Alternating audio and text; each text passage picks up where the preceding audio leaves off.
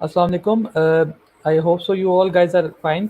अच्छा, आज का जो हमारा लेक्चर है it's on base and liner. It is as you all know that we are going in a series of operative dentistry online lecture. So today our guest speaker is doctor Hamza Hussain. So he I would like to welcome him. अस्सलाम वालेकुम sir, how are you? वालेकुम सलाम। बिल्कुल ठीक ठाक, अल्लाह का शुक्र। आप सुनाओ, ठीक हो, खैरियत से हो?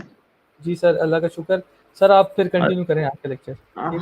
ठीक है, ठीक है। अच्छा, तो आज का बेसिकली हमारा जो टॉपिक है ये बड़ा ब्रीफ सा और छोटा सा टॉपिक है।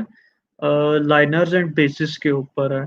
बेसिकली कि जब हम लोग कैविटी प्रेप करते हैं तो उसके बाद हमें ये क्वेश्चन आता है कि हम मटेरियल के जो है सिंपल फिलिंग मटेरियल यूज़ करें या फिर उसके नीचे कोई एक एडिशनल मटेरियल यूज़ करें जिसका नाम या तो लाइनर होता है या बेस होता है। नाउ बहुत सारे लोग इन दोनों टर्म्स को इंटरचेंजेबली यूज़ कर रहे होते हैं, लेकिन बुक्स के अंदर और एकेडमिकली अगर आप देखो तो लाइनर्स और बेसिस दो बहुत डिफरेंट चीज़ें हैं। ठीक हो गया? तो सबसे पहले तो मैं आपको इन दोनों की डेफिनेशंस बता देता हूँ। Liner is used to medicate the pulp when suspected pulpal inflammation has occurred. The desired pulpal effects include sedation and stimulation of reparative dentine formation. It also provides initial electrical insulation and some thermal protection. All right. तो ये basically बात कर रहा है कि आपने जो है पल्पल प्रोटेक्शन अगर आपने करनी है, आप कैविटी आपकी प्रेप करते हुए आप पल्प के बहुत करीब चले गए हो, तो आपने अगर पल्प को प्रोटेक्ट करना है, पल्प को सेडेट करना है और आपने वहाँ पर डेंटिन प्रोड्यूस करवानी है, तो उसके लिए जो है हम लाइनर यूज़ करते हैं। It is basically for the protection of the pulp. तो ये इलेक्ट्रिकल इंसुलेशन देता है और थर्मल इंसुलेशन देता है। Now base is little bit different. इसकी डेफिनेशन है bases are materials most commonly cements that are used in thicker dimensions beneath the permanent restorations to provide for mechanical, chemical and thermal protection of the pulp. Now इसमें सबसे important difference ये है कि ये एक तो thick है, सबसे बड़ा डिफरेंस, और दूसरा डिफरेंस है कि इनमें मैकेनिकल प्रोटेक्शन भी है। Not only chemical and thermal, we also have mechanical protection because they are thick, they are strong. ठीक हो गया? फिर इसके बाद हमारे पास आ जाता है डिफरेंसेस, जो मैंने बेसिकली आपको बता दिए हैं, लेकिन डिफरेंसेस को हम डिटेल में देख लेते हैं। पहला डिफरेंस जो है कि लाइनर की जो थिकनेस है वो 2 माइक्रोमीटर से लेके 1 मिलीमीटर तक है, यानी कि ये ज़्यादा थिन है। और whereas bases are much viscous and thicker with a film thickness ranging from 1 to 2 millimetres. अब आप नोट कर सकते हो कि जो थिकेस्ट लाइनर है it is as equal to the thinnest of the base.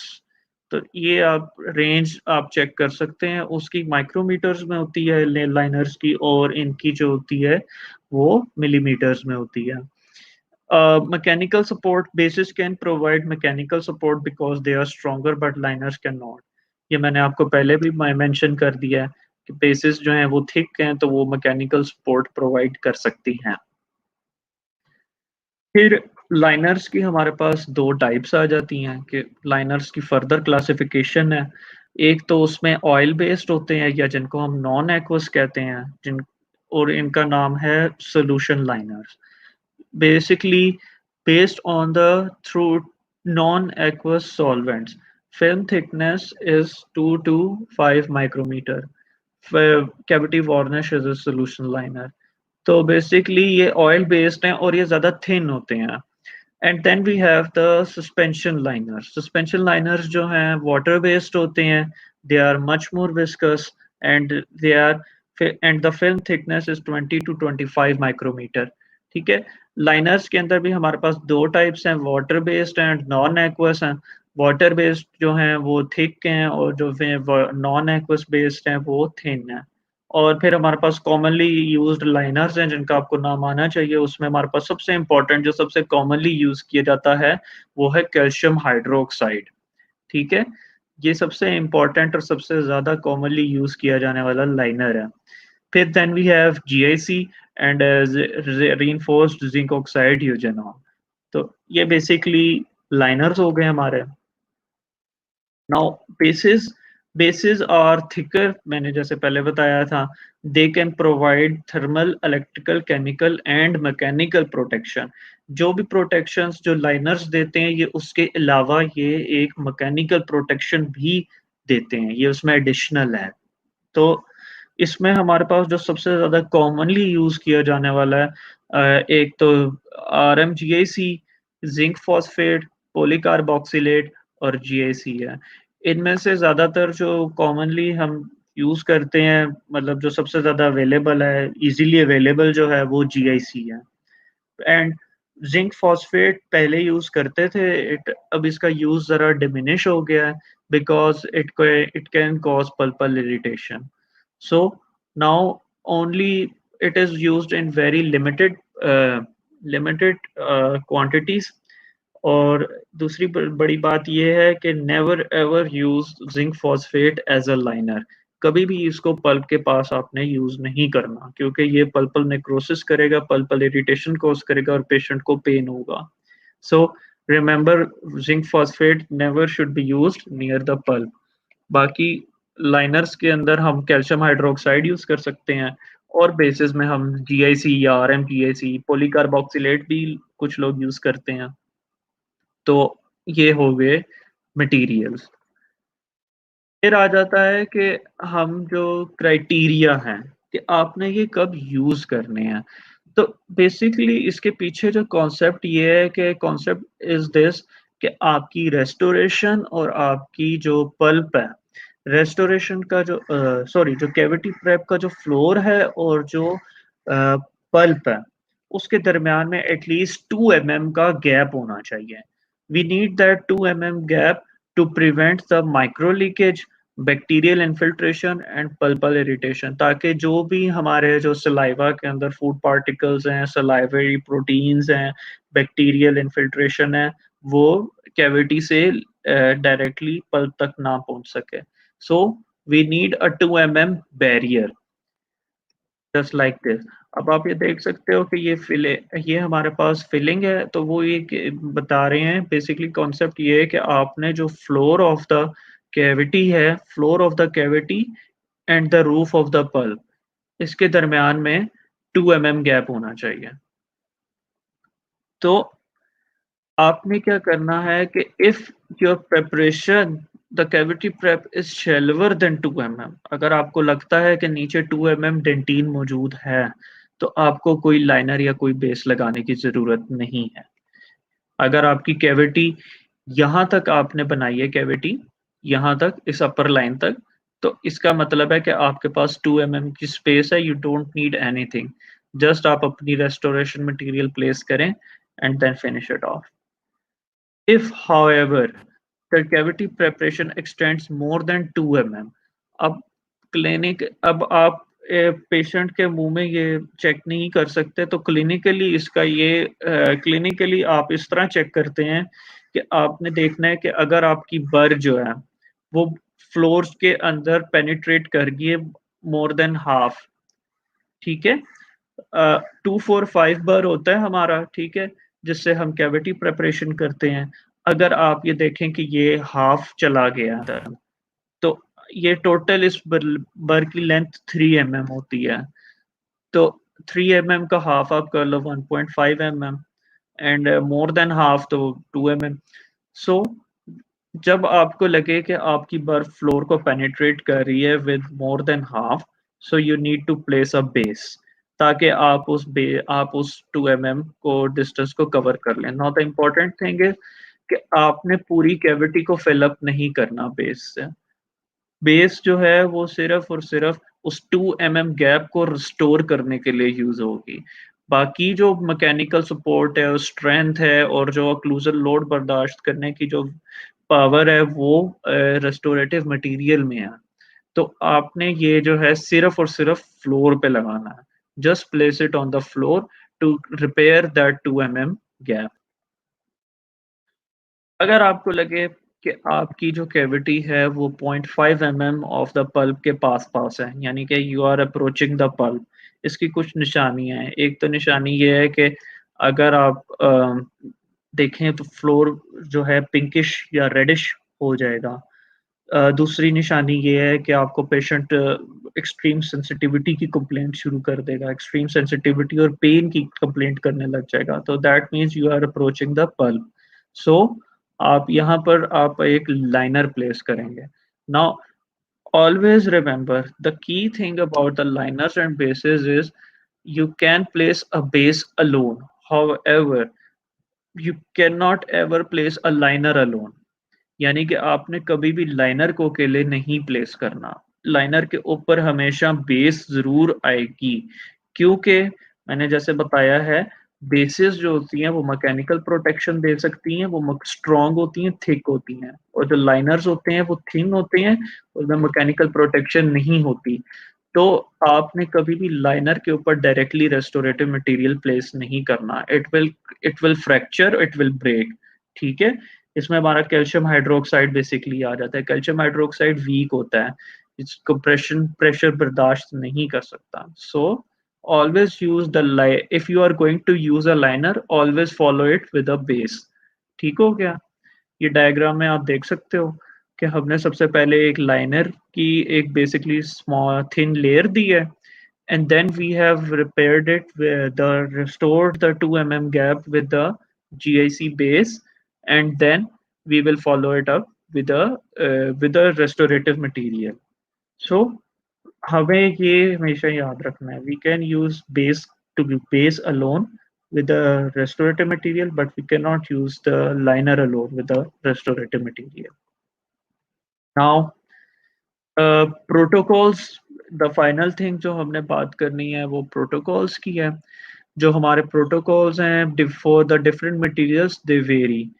एक तो आपका जो है अमलगम का, सब अगर तो अमलगम शैलो है, यानी कि आपकी जो डिमटीन है वो मोर देन 2 mm रहती है, तो आपने जो है टू कोर्स ऑफ वार्निश लगा के रिस्टोर कर देना है।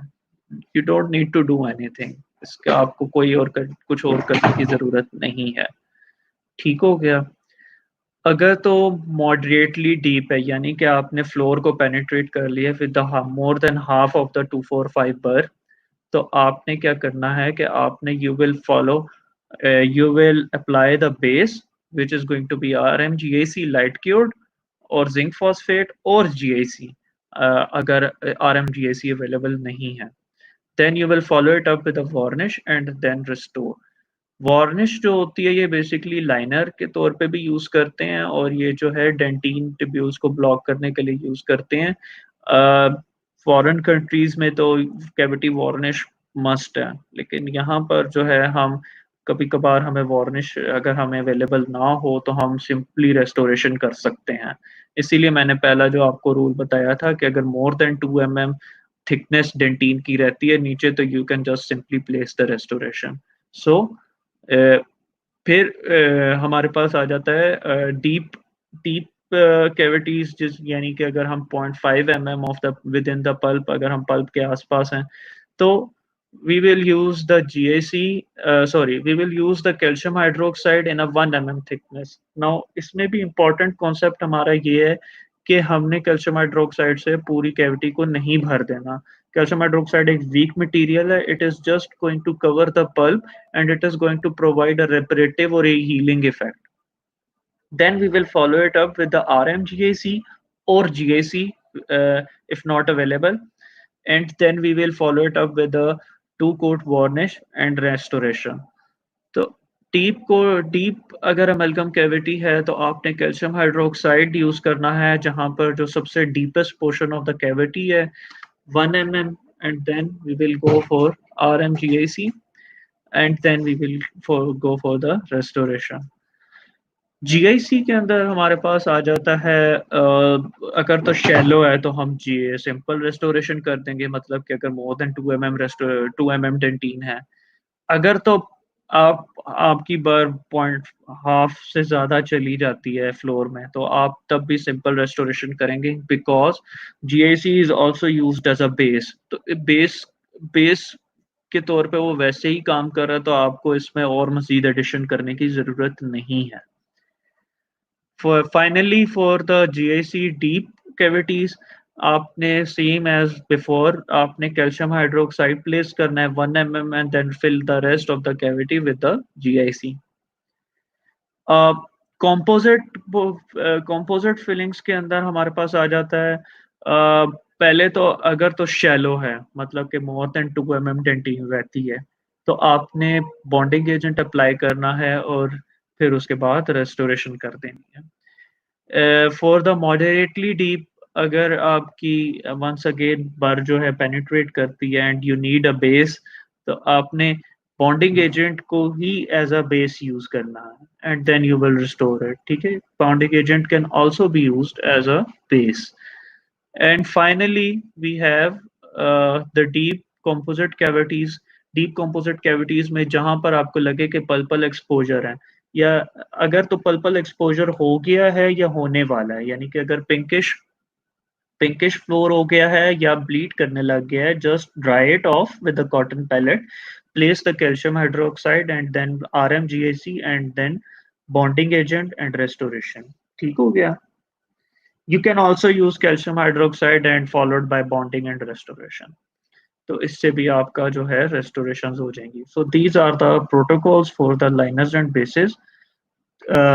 इसमें अगर आपको कोई क्वेरी है, कोई चीज़ अगर आपने पूछनी है, कोई इसके बारे में कंफ्यूजन है तो आप मेरे से पूछ सकते हो। ठीक हो गया। अ, ठीक है सर, बड़ा अच्छा आपने एक्सप्लेन किया। अच्छा सर, मैंने एक चीज़ पूछनी थी इसमें सर, ये आपने जो पहले पॉइंट बताया था कि जब हम कैविटी क्लियर कर रहे होते हैं तो अगर हम कल बहुत करीब आ जाएँ तो हमने लाइनर तो अप्लाई करना है। तो अगर हम लाइनर अप्लाई करके सिंपल ऊपर रेस्टोरेशन करते हैं तो चांस है कि लाइनर की जो liner will break off and यही है ना? लाइन इसलिए हाँ, हमें लाइनर की लाइनर के साथ कंटिन्यूटी कोई बेस ब्रेक हो करना सकती है। पड़ेगा। लाइनर में फ्रैक्चर हो सकता है और फिर उसकी वजह से आपका मार्जिनल लीकेज शुरू हो सकता है, माइक्रो लीकेज शुरू हो सकता है। किसी का कोई सवाल है सर से तो पूछ ले लाइव चैट में कमेंट्स में, वरना ये सर आज का लेक्चर बस इतना था ना? हाँ हाँ, बस इतना ही था। लाइनर्स एंड बेसिस में कुछ ही टॉपिक्स हैं, कुछ ही पॉइंट्स हैं हमें याद रखने वाले। एक तो ये है कि कब कौन सा यूज करना है। एकेडमिकली आपसे नेम्स पूछे जा सकते हैं, द मोस्ट इम्पॉर्टेंट नेम्स के लाइनर में आपने कैल्शियम हाइड्रोक्साइड करना है और बेस के अंदर जो है हमारे पास GIC है, RMGIC है। तो ये आपको एकेडमिकली पता होना चाहिए। The third thing is zinc phosphates जो है वो आपने एज अ लाइनर यूज नहीं करना, it is used only as a base.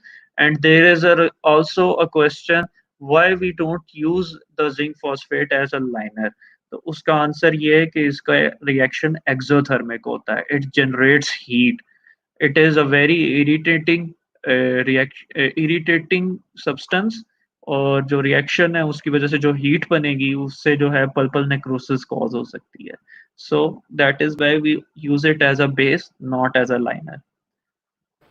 Sir एक ठीक और हो चीज़ गया। थी मैंने पूछनी थी कि सर वो सर जिंक यूजिनॉल जो होता है, पता नहीं हम्म वो हम उसको यूज़ करते हैं एज अ इसको मटेरियल, इम्प्रेशन मटेरियल में तो हमने पढ़ा था। तो सर उसमें एक हाँ। ऑप्टेंडेंट इफेक्ट की बात थी, वो आप बता देना। ऑप्टेंडेंट इफेक्ट है। जिंक ऑक्साइड यूजेनॉल जो है वो बेसिकली हम एज अ जो टेम्परेरी रेस्टोरेशन है फॉर द डेसिडुअस टीथ, उसके लिए हम मेजॉरिटी जो केसेस है उसमें हम जिंक ऑक्साइड यूजेनॉल देते हैं as a temporary restore GIC, sorry, pulpotomy में हम दे सकते हैं, पल्पेक्टमी में दे सकते हैं।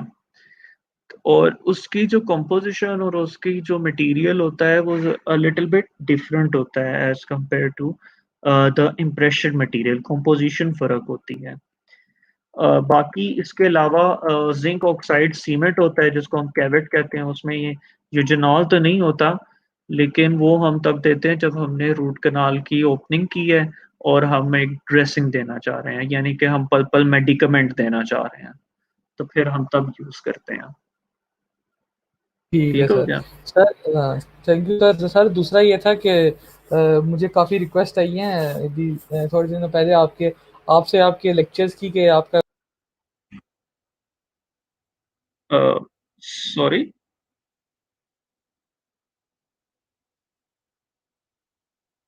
माइक ऑन नहीं है। अच्छा, सर वो डिस्कनेक्ट हो गया था। हाँ, कह रहा था कि वो काफ़ी रिक्वेस्ट आई है लेक्चर्स की ना आपके के हम्म, माशाल्लाह जो आपके पहले आखिरी वाले लेक्चर्स थे वो सबके लिए बड़े यूज़फुल थे। अभी पीछे हमारे एग्ज़ाम हुए हैं, तो काफ़ी लोगों ने सही। वाइवास की थी, वही वही कर रहे थे, तो उनको काफ़ी यूज़फुल हो गया था। तो ऑल बड़ा राइट, फ़ायदा हुआ था। All right. तो सारे चलो आपको अच्छा प्यार है, से थैंक यू शुक्र मेरी है तरफ से क्या। बोल दीजिए। हाँ, अ, चले वेलकम, और कोई सर मसला नहीं है, एनी टाइम। यस आप सर। आई थिंक आप को मैं फिर वो आपको शेयर कर दूंगा, ठीक है। जी, अ, आपको मैं यस सर। वो दे दूंगा, प्रेजेंटेशंस हाँ, दे दूंगा, तो जी सर। आप आगे डिस्ट्रीब्यूट कर लेना। ठीक हो गया सर। सर दूसरा ये था कि ठीक। क्राउन एंड ब्रिज के ऊपर ना अगर किसी दिन बात हो जाए तो, क्योंकि थोड़ा बहुत उसका एक दो चीज़ें हैं जो कि तंग करने वाली हैं, या वेनियर्स के ऊपर, क्योंकि ये दो टॉपिक्स है। हाँ। वेनियर सॉरी नहीं कह रहा, ओ सॉरी, ये था ये क्राउन एंड ब्रिज। ये सर क्राउन एंड ब्रिज का थोड़ा सा ये हम्म, कि थोड़ा बहुत उसका प्रेपरेशन और इसके ऊपर अगर एक दो अगर आप किसी जब फ्री हो आराम से किसी दिन बात करें तो हाँ, बेहतर हो जाएगा। हाँ, ठीक है सर। हाँ।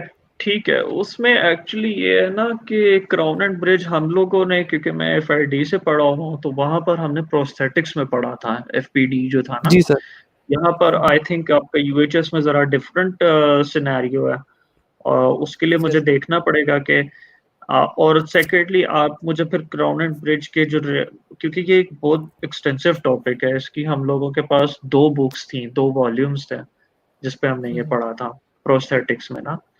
तो आप मुझे बता देना कि जो है आपको किस किस्म की, इसकी किस एस्पेक्ट की बात करना चाह रहे हो। आप इसकी प्रेपरेशन की बात करना चाह रहे हो, कंपोजिशन की बात करना चाह रहे हो, तो वो आप मुझे एक दफ़ा बता देना, तो फिर हम उसके मुताबिक इसको कोऑर्डिनेट कर लेंगे। ठीक हो गया sir. Sir thank you sir again आपका लेक्चर वेल, देने का। आज मेरे ख्याल से कोई मसला सवाल नहीं। किसी का नहीं है, कोई सवाल हुआ तो मैं आपको व्हाट्सएप कर दूंगा। थैंक यू ठीक है, सर। ठीक है, ठीक है। ठीक है सर। वेलकम, खुदा हाफिज welcome. Sir. Any time. Okay जी, अल्लाह हाफ़िज़। खुदा हाफिज।